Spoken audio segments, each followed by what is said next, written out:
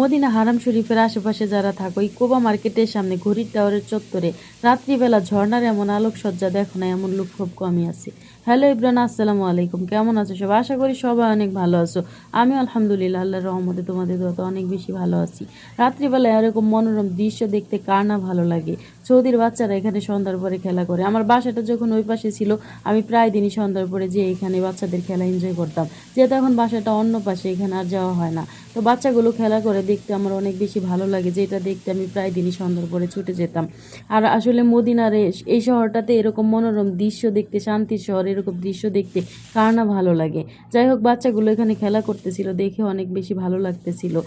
যেহেতু এখানে সৌদির বাচ্চারা খেলা করার মতো এরকম কোনো স্পেস পায় না, আর ওরা দিনের বেলাতে বেরও হয় না, রৌদ্রে যেহেতু অনেক বেশি তাপ।